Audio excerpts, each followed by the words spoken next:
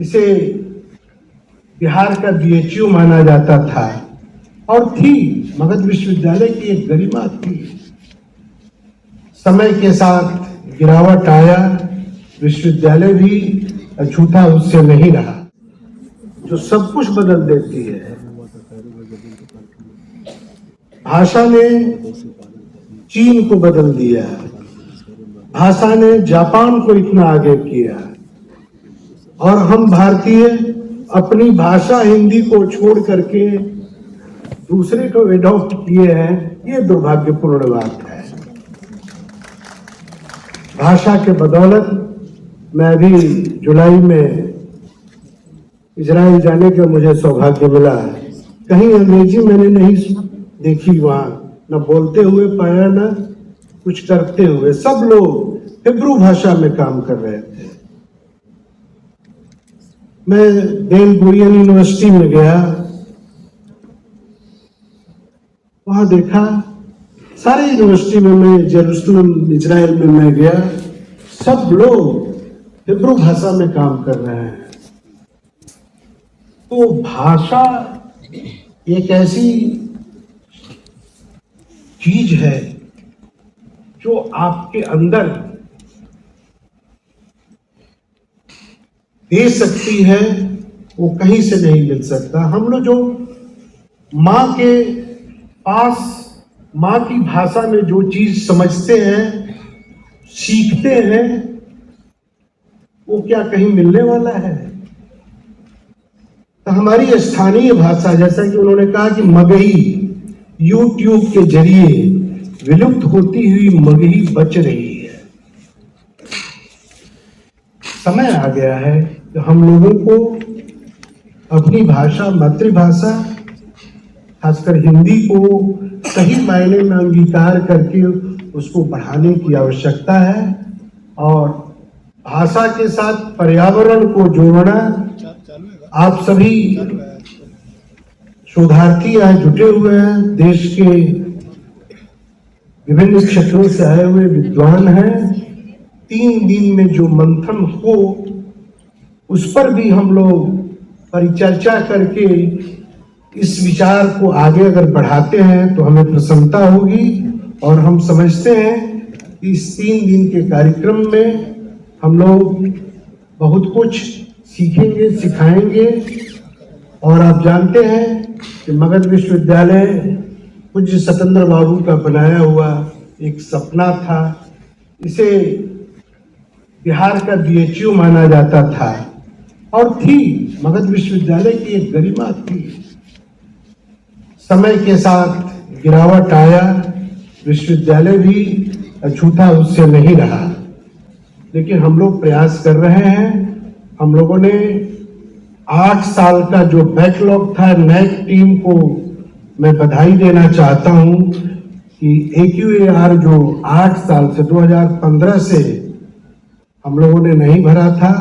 लेकिन मैं यहाँ तमाम सर आप लोग बैठे हुए हैं कि हम लोगों ने प्रयोग किया कि मगध विश्वविद्यालय में जो गड़बड़ियां हुई थी, हम लोगों ने नैक नहीं कराया था। दुर्भाग्य से हमको C ग्रेड भी आया था। तो हमारे बच्चों ने प्रयोग किया, हम लोगों ने प्रयोग करके बच्चों पर विश्वास किया है, जो यंग टीचर्स हैं, और उन लोगों ने चमत्कार किया। और 8 साल का बैकलॉग बच्चों ने बैठ करके 3 दिन में पूरा करके एक डिफिकल्ट टास्क को पूरा किया। तो मैं मगध विश्वविद्यालय के तमाम शोधार्थियों को और तमाम नए शिक्षकों को बधाई देता हूं कि आप मगध विश्वविद्यालय के भविष्य हैं। और मगध विश्वविद्यालय की स्थापना जिस उद्देश्य से की गई थी, पठन पाठन शोध के साथ समाज को नई दिशा देने का, खासकर राज्य में हमारी पहचान ऐसी रही है कि हम जब आगे आगे चलते हैं तो पूरे बिहार के विश्वविद्यालय उसको फॉलो करते हैं। तो हम प्रयास कर रहे हैं, आने वाला वह दिन दूर नहीं है, फिर मगध विश्वविद्यालय अगले कुछ दिनों में अपने पुराने गौरव को प्राप्त करेगा। मैं तमाम सभी शिक्षकों को, आगंतुकों को बधाई देता हूं। प्रकाश बाबू को धन्यवाद देता हूं। प्रकाश बाबू कोई साधारण व्यक्तित्व नहीं है। प्रकाश बाबू को कला बाबू जानते हैं, शब्दों के जादूगर हैं, पत्रकारिता के शिखर पुरुष हैं। खास करके खोजी पत्रकारिता एनडीटीवी में जिस तरीके से ये चीजों को उठाते थे और सवाल करते थे, वो सब कोई जानता है, पूरा देश जानता है। और हम लोग के भी सौभाग्य है सिद्धार्थ बाबू जैसा स्कॉलर। और मैं आपको बताना चाहता हूं कि सिद्धार्थ बाबू नामवर सिंह जी के भतीजे भी हैं। ये भी एक बहुत बड़ी बात है।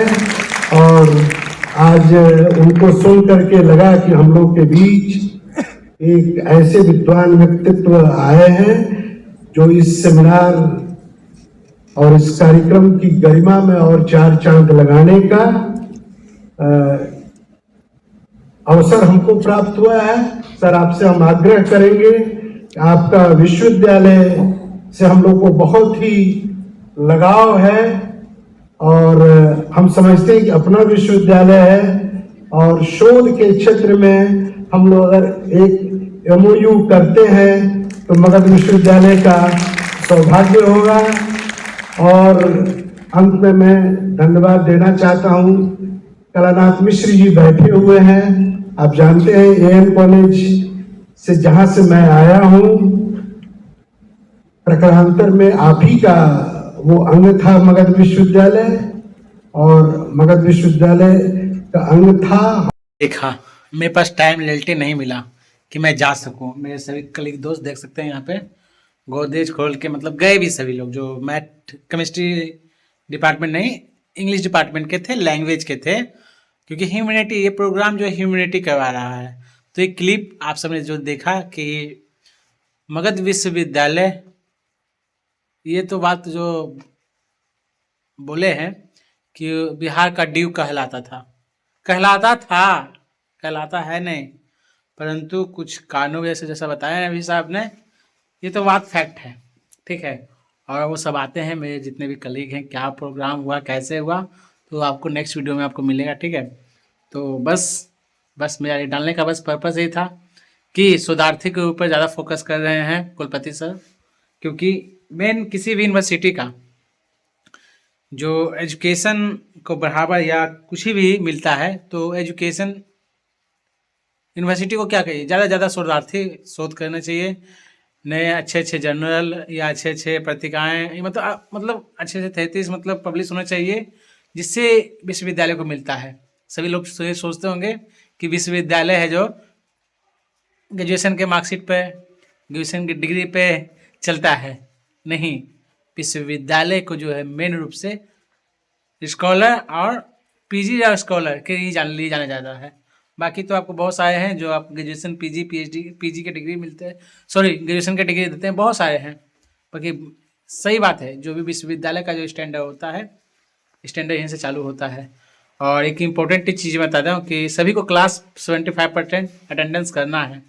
क्यों? क्योंकि ऐसा नोटिस भी जारी कर दिया गया है और पेपर में भी दिया गया है। अब तक जो है आज के अकॉर्डिंग मैं अपना बता रहा हूँ, 113 क्लास, मुझे जहाँ तक पता है 113 क्लास हो चुका है, समझे। पीएचडी का 113 क्लास क्रॉस वर्क का हो चुका है। तो आप सब भी क्लास कोशिश कीजिए ज़्यादा आने के लिए। अब 22-24 का बहुत जल्द ही अपडेट मिलेगा पेट को लेकर, ठीक है, क्योंकि बहुत जल्द ही। तो वीडियो को एंड करते हैं। कैसा लगा वीडियो कमेंट जरूर कीजिएगा, अपनी राय जरूर लिखिएगा, क्योंकि स्टूडेंट की राय इज मस्ट इम्पोर्टेंट।